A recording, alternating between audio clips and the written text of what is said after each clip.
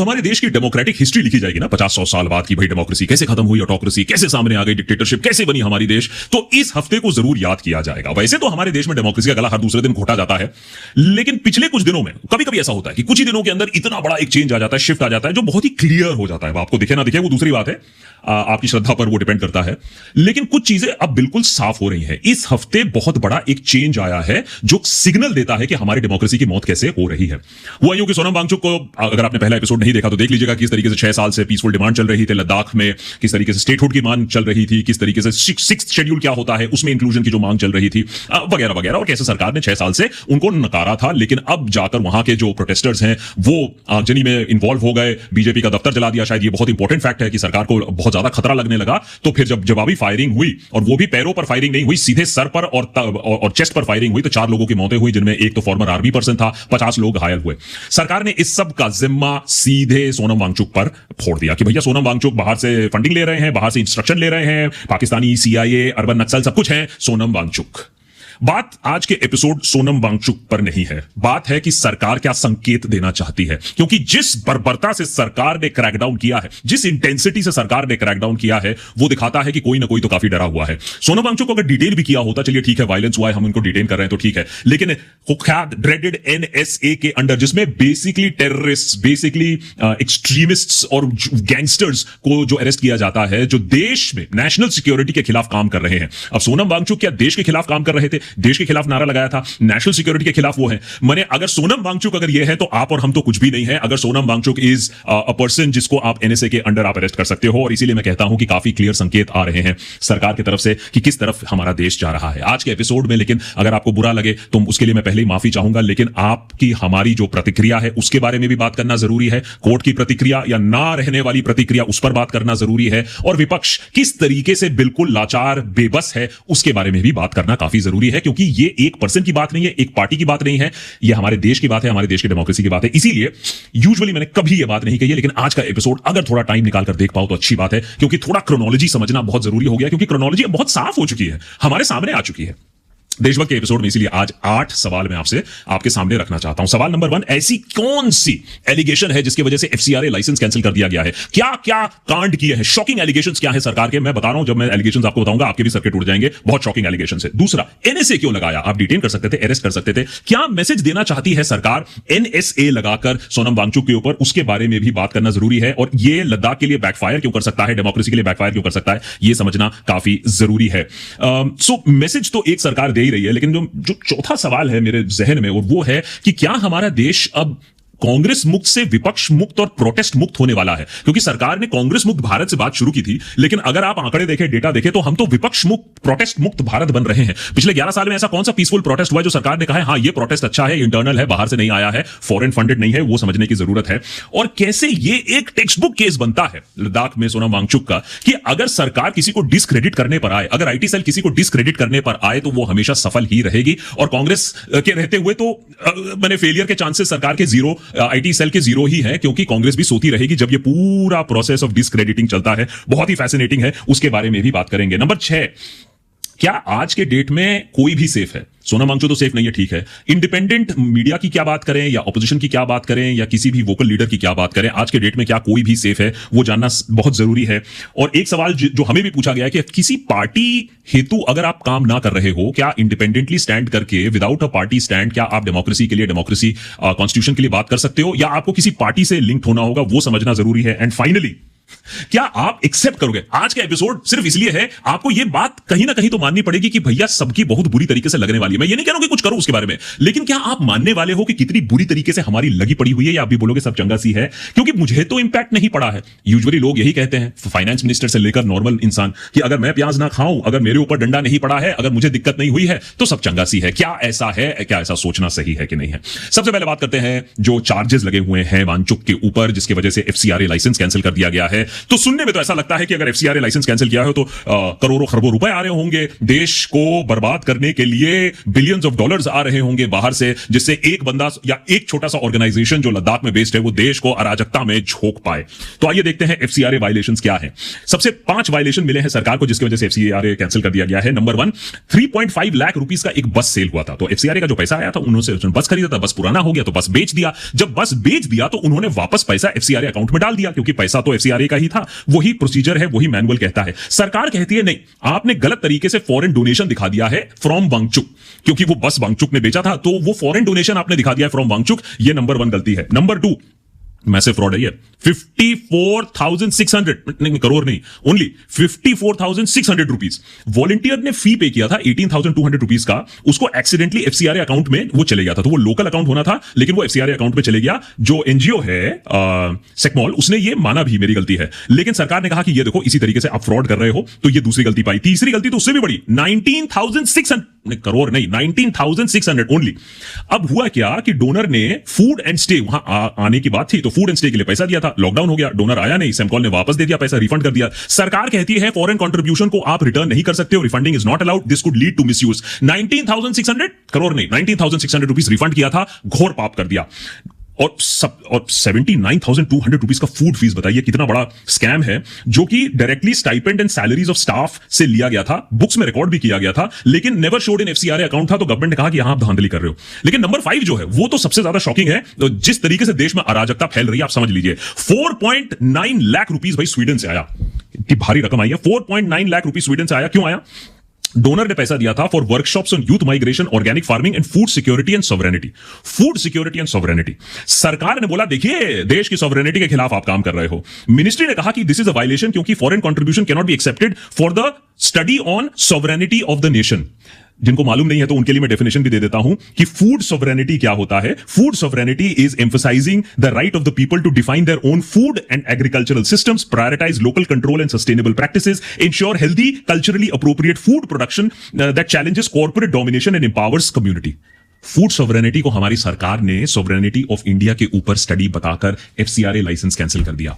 मेरा अकाउंटेंट भी यही कहता है कि मैं कहता हूं यार हमने तो एक भी पैसा इधर से नहीं लिया, हमारे तो सारे ट्रांजैक्शन मैप्ड हैं, तो मैं तो सेफ हूं। तो अकाउंटेंट हंस रहा था, कह रहा था कि बेटा सरकार अगर चाहे तो कुछ भी तुम्हारे अगेंस्ट निकाल सकती है, खोल सकती है। ये उसका सिटिंग एग्जांपल है कि आपके पेपर्स जितने भी अच्छे हो, आप जितना भी अच्छा काम करना चाहो, अगर सरकार आपकी बैंड बजानी चाहे तो बजा देगी। तो याद रखिए ये होता है दाम सरकार के खिलाफ बोलने का, जबकि एक टाइम पर आप सरकार के प्रिय भी रह चुके हो। नंबर 2, एनएसए क्यों लगाया? चलिए ठीक है, मान लिया सोनम वांगचुक के ने प्रोटेस्ट ऑर्गेनाइज कराया था, वो वायलेंट हो गया, सरकार नाखुश है, अरेस्ट कर लो। एनएसए क्यों लगाया और किस पर लगाया ये देख लो। और इसीलिए मैं बोलता हूं कि इसके बाद, आज के बाद कोई भी सेफ नहीं है। जिस बंदे ने मोदी की वाहवाही की आर्टिकल 370 हटने के बाद, उसी दिन one of the first people in the area जिसने बोला बहुत अच्छा कदम है, 370 हट गया, हम यूनियन टेरिटरी बन गए, उनको लगा उनको और राइट्स मिलने वाले हैं। आज उसी बंदे को एक टेररिस्ट तरीके से ट्रीट कर रही है सरकार की आईटी सेल। वांगचुक श्रीनगर में पढ़े थे, जो आज श्रीनगर में एनआईटी है, जो इवेंचुअली एनआईटी बनी। सेमकॉल का 1988 में सेमकॉल उन्होंने फाउंड किया था। Students education and cultural movement of Ladakh, क्या क्या काम किया है। इनोवेटिव आइस स्तूपास बनाने का जो प्रोजेक्ट है, जो वाटर स्कैरसिटी से डील करने के लिए। सोलर पावर टेंट्स बनाए हैं आर्मी के लिए, जिससे वो जो करकराती हुई सर्दी है उससे आर्मी बच पाए।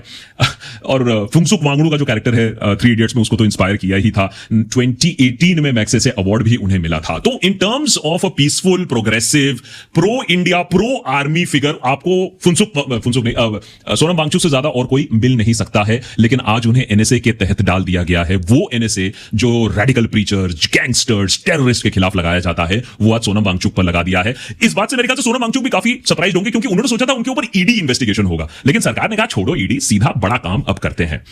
एनएसए, जैसे मैंने कहा कि नेशनल सिक्योरिटी के मामले में डील होता है। अब आप लद्दाख में जाकर पूछ लीजिए, आपको एक बंदा नहीं मिलेगा जो बोलेगा कि Sonam Wangchuk was a threat to national security. वो नेशन के लिए, देश के लिए काम करते हैं, देश के लिए बात करते हैं। As a matter of fact, हमने एक एपिसोड बनाया था जब सोनम वांगचुक ने मोदी का सपोर्ट करते हुए बोला था हम बॉयकॉट चाइना करेंगे, और हमने ये बोलने की कोशिश की थी कि चाइना को बॉयकॉट करने की जरूरत नहीं है, चाइना को बीट करने की जरूरत है। वैसे में भी बॉयकॉट नहीं कर सकते हो, क्योंकि चाइना से हम इतना सामान इंपोर्ट करते हैं, तो बॉयकॉट दिखाने के लिए ठीक है, लेकिन एक्चुअली हो नहीं पाएगा। और अगर हम बात करें कि किस तरीके से एनएसए को मिसयूज किया गया था, था, 1980s में लाया गया था, आज के डेट तक भी उसे सरकार कैसे मिसयूज करती है, ये काफी वेल डॉक्यूमेंटेड है अभी तक। उत्तर प्रदेश की अगर हम बात कर लें, डिटेनीज अंडर एनएसए अगर देखिए तो एवरेज में 314 दिन डिटेनीज अंडर एनएसए जेल में बिताते हैं। तो मैंने 12 महीने तक तो आप सीधे जेल में रहोगे, आपको कोई लीगल फ्रेमवर्क भी बचा नहीं सकता है, क्योंकि सरकार आपको 1 साल तक तो आराम से रख सकती है without too much of a legal hassle. हां, मैंने एक कमिटी है जो बैठकर देखेगी, एग्जामिन करेगी, लेकिन वो सरकार के पक्ष में ही यूजुअली डिसीजन ले लेती है। कफील खान की अगर हम बात कर लें, या फिर यूसुफ मलिक, यूपी में एक और केस था, इन सब केसेस में सुप्रीम कोर्ट तक को इंटरवीन करना पड़ा बेल करवाने के लिए। इलाहाबाद हाई कोर्ट ने 120 एनएसए डिटेंशंस में से 94 को आज के डेट में कैंसिल करके रखा है, 2018 और 2020 के बीच में 2 साल में।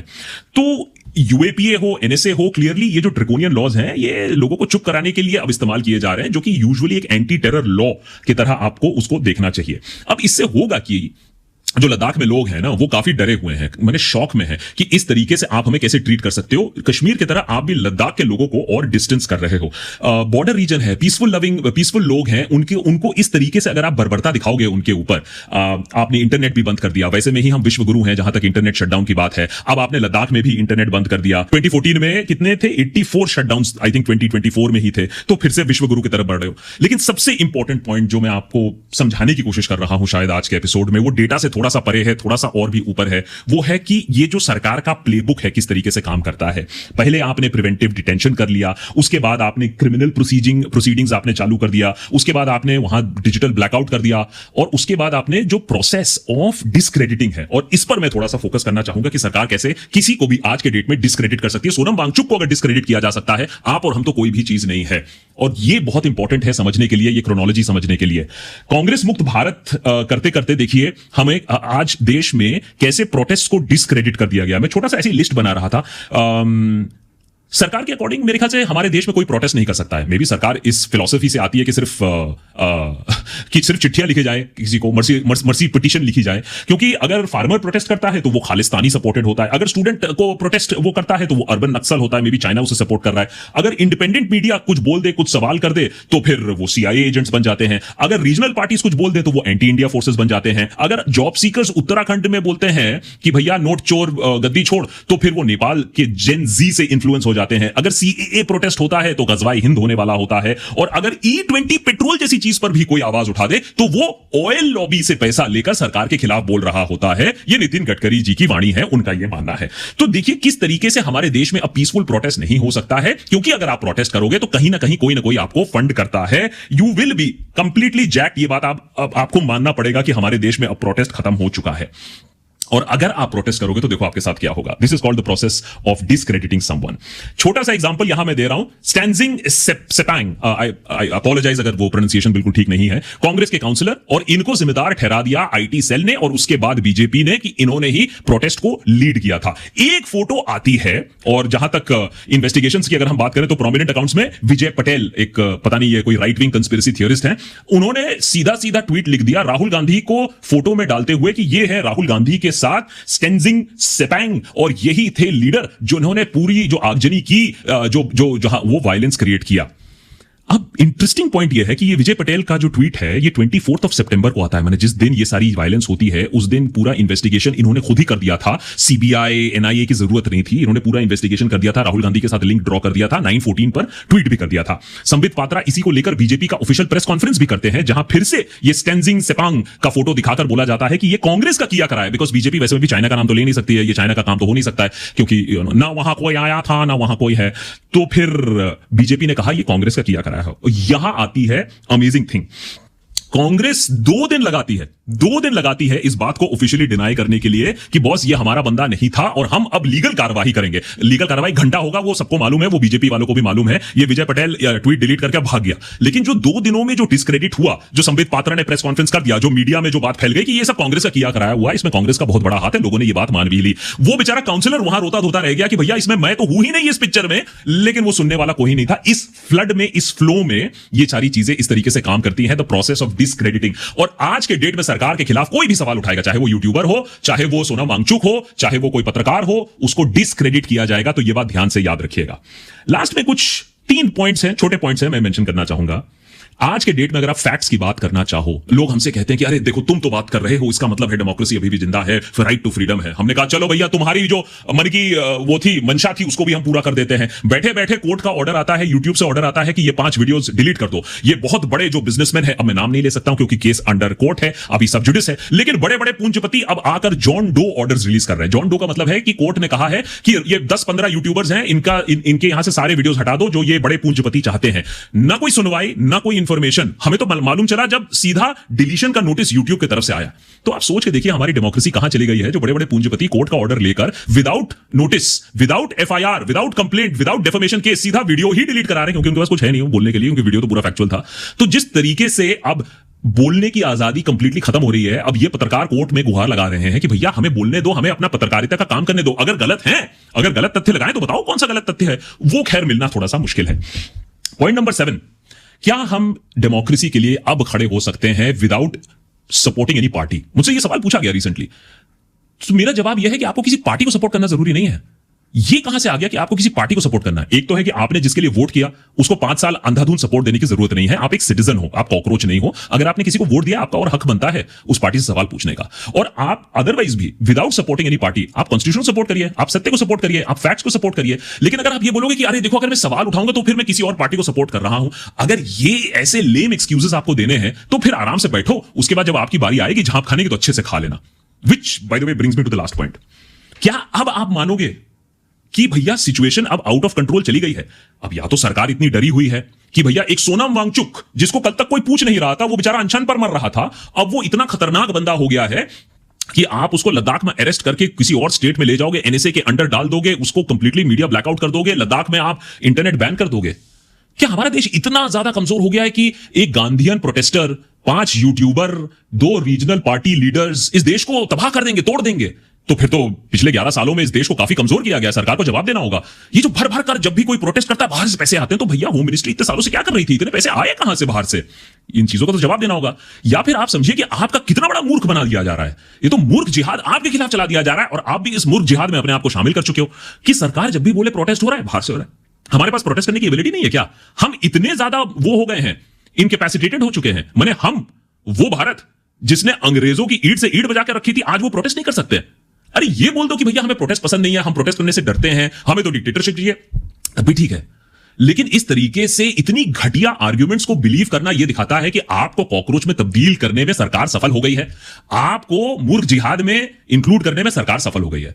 यह एपिसोड बनाने का सिर्फ इतना ही पॉइंट है कि भाई अब तो जग जाओ। मैं ये नहीं कह रहा हूं कि कुछ कर लो, लेकिन समझ तो जाओ कि डेमोक्रेसी आज कहां है। ये वो हफ्ता है जब 50 साल बाद हमारी इतिहास लिखी जाएगी, तब हमें याद रहेगा कि एक बंदा जो लद्दाख में भी प्रोटेस्ट कर रहा था, क्योंकि वो प्रोटेस्ट हिंसक हो गया तो 4 लोगों को सर पर और यहां गोली मारकर खत्म कर दिया गया। ना टीयर गैस शेल था फोर्सेस के पास, ना उनके पास पेलेट गन था, ना वार्निंग शॉट्स थे, सीधा सीधा मार डाला गया। इस पर फोकस नहीं हो रहा, या फोकस हटाने के लिए हमने वांगचुक को अरेस्ट कर लिया। अब सारा कॉन्वर्सेशन वांगचुक पर है। किस बात से लोगों का ध्यान हटाने के लिए, किस बात से सरकार डरी हुई है, किस बात से लोगों को चुप कराने की कोशिश हो रही है, ये तो पता नहीं। लेकिन जो लोगों का गुस्सा है वो देखते हुए अब सरकार ने क्लियर मैसेज कर दिया है, अब आवाज उठाओ, अब हम देखते हैं तुम्हारी कैसे तोड़ेंगे। तो कम से कम ये तो अब समझ जाओ कि तुम कॉकरोच बनने वाले हो, तुम मूर्ख जिहाद में शामिल हो चुके हो। अब आगे जो होगा वो काफी क्लियरली कुछ लोगों को दिख रहा है, आपको ना दिखे बोलते रहिए। चंगा सी।